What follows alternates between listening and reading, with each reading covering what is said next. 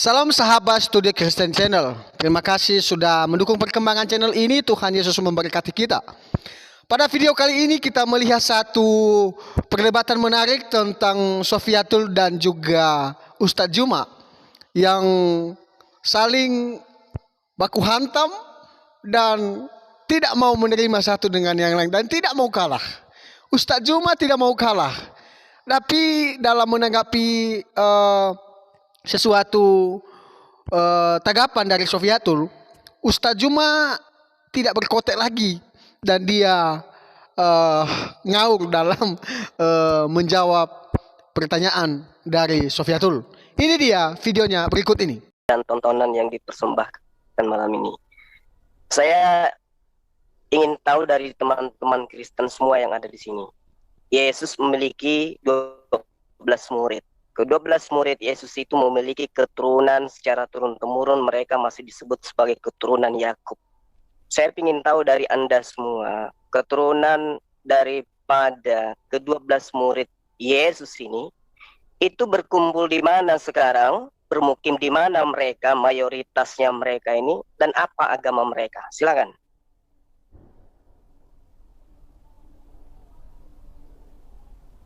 Silakan dijawab. Jawabannya lu cari sendiri ke Badan Sensus Israel sana, turunannya mereka. Ya. Itu jawabannya. Oke, baik. Jadi kalian nggak ada nyambung ya. Kalau ditanya yang kayak begini hal-hal prinsip, jawabannya simpel dan ya kayak gini lah jadinya. Ya lu telusuri Jadi aja. keturunan 500 tahun yang lalu Petrus itu anaknya siapa, ya, cucunya siapa, cicitnya siapa, sekarang di mana? Seharusnya Anda itu tahu. Anda ini beragama Kristen dari mana? Apa hubungannya anak cucu Petrus sama gue?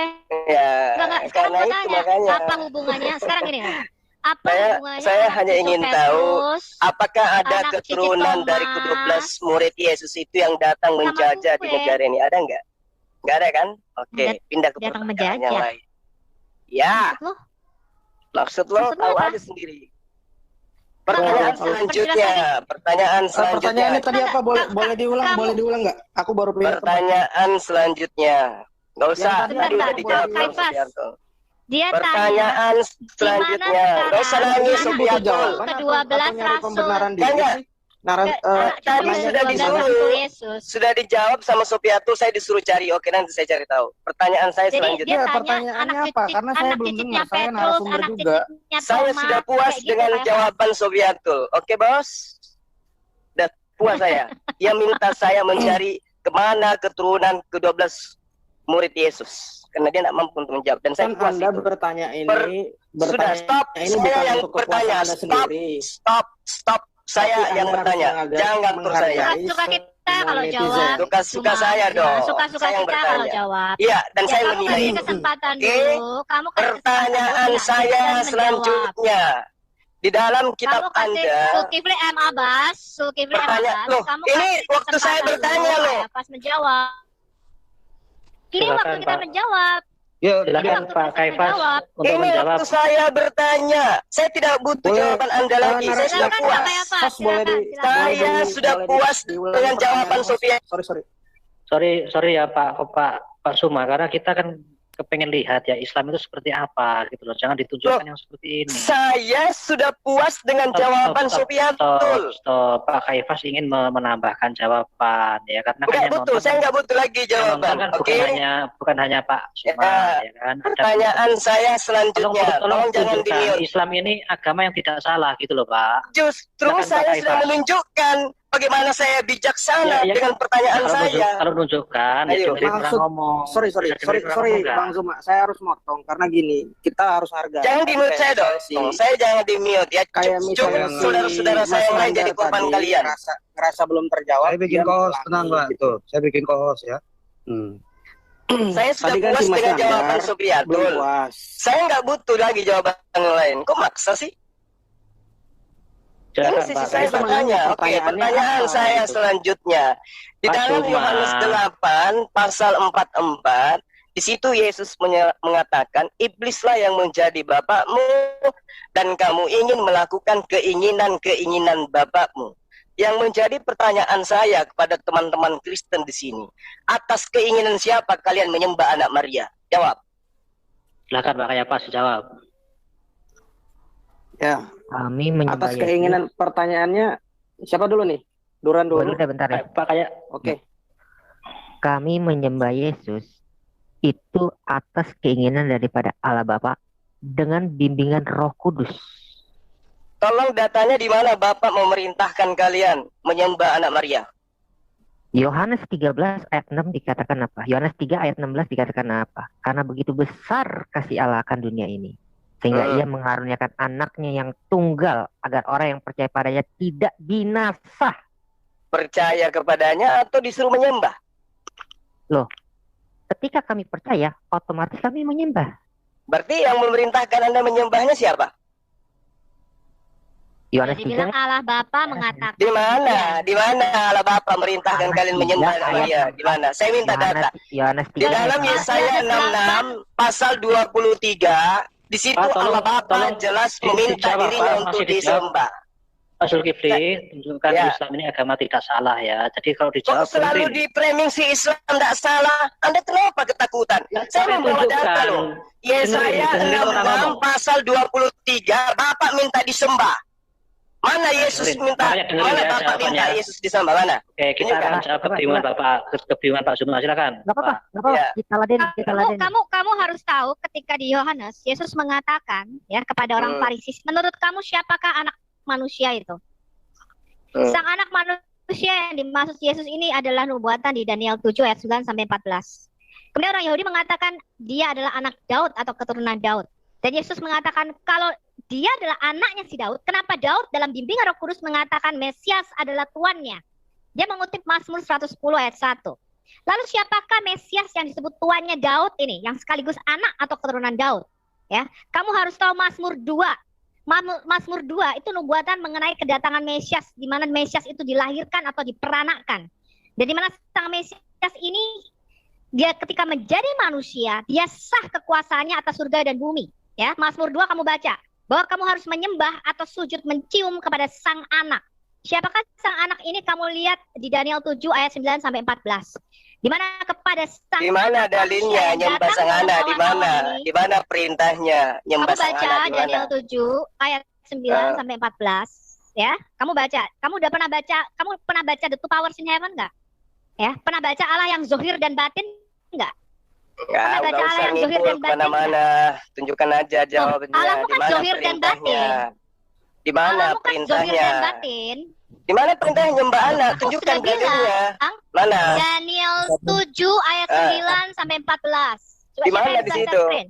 Latreo kata di situ, itu artinya menyembah yang hanya ditujukan kepada Tuhan. Dan penyembahan kepada sang anak manusia ini sama dengan penyembahan kepada Allah Bapa. Maka Yesus mengatakan, kalau kamu Di tidak mana itu? menghormati sang anak, Dengar, kamu tidak dengarkan. menghormati. Loh, Yesus ketika dia datang mengajarkan menyembah hanya kepada Bapa. Matius 4 nomor 10.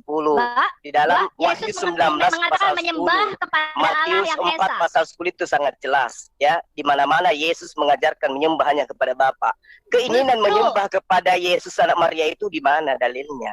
Justru kematian Yesus di kayu salib, orang Yahudi ingin menyalibkan Yesus karena dia menyamakan dirinya dengan Allah.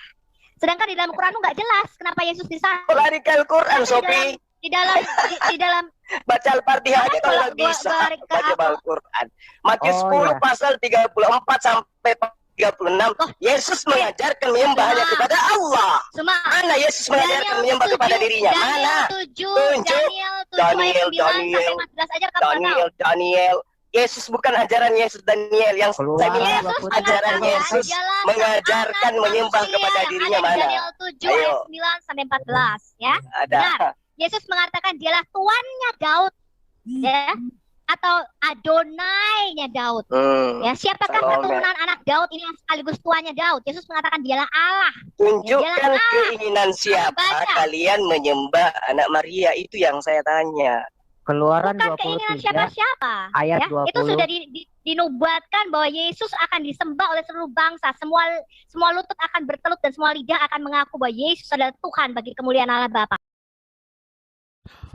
Oke, terima kasih teman-teman sudah menonton video ini ya.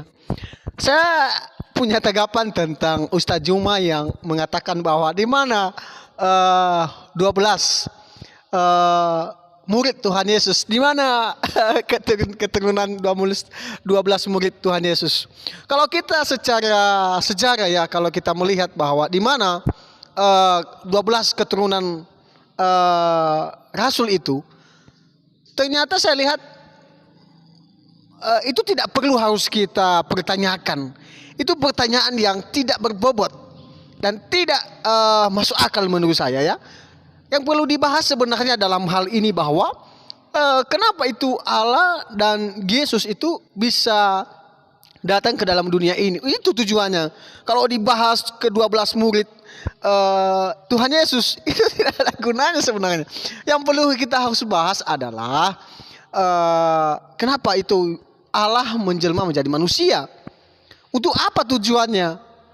Tapi kalau di dalam kekristenan Allah menjelma menjadi manusia, yaitu tujuannya hanya satu, menyelamatkan manusia yang berdosa.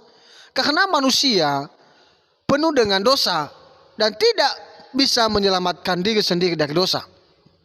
Jadi kalau Ustadz Juma yang menanggapi kekristenan dengan tanggapan-tanggapan itu, menurut saya itu sesuatu hal yang tidak masuk akal.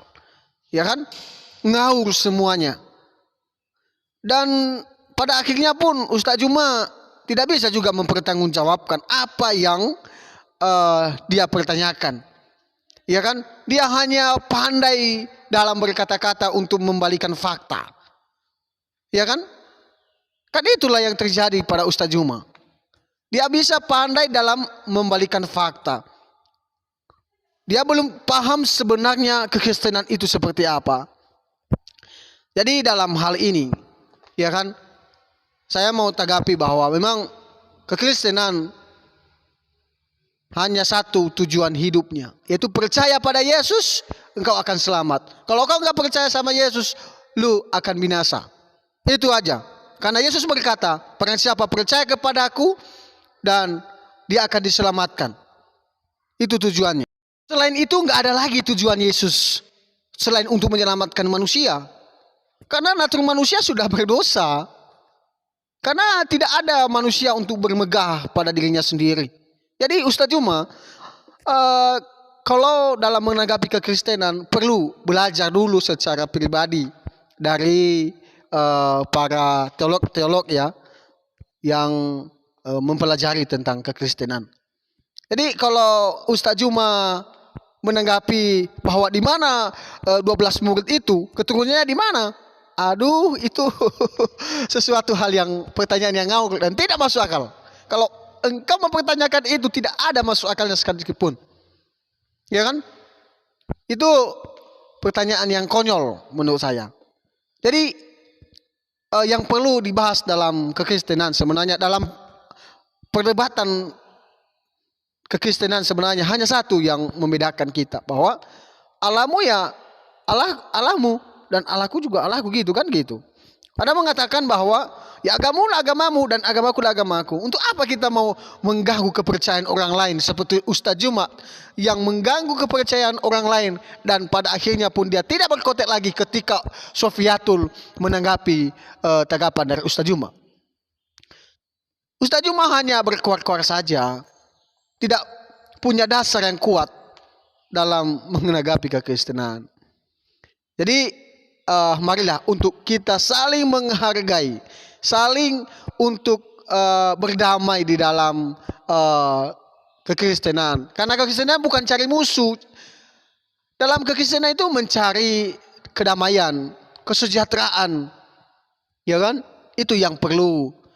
Ya nggak apa-apa kalau Ustadz Juma mengatakan tadi.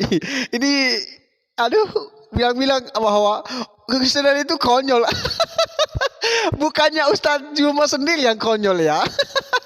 Memberikan pertanyaan yang tidak masuk akal. Aduh, Ustadz Juma. Ya, itu sih tanggapan dari saya, teman-teman.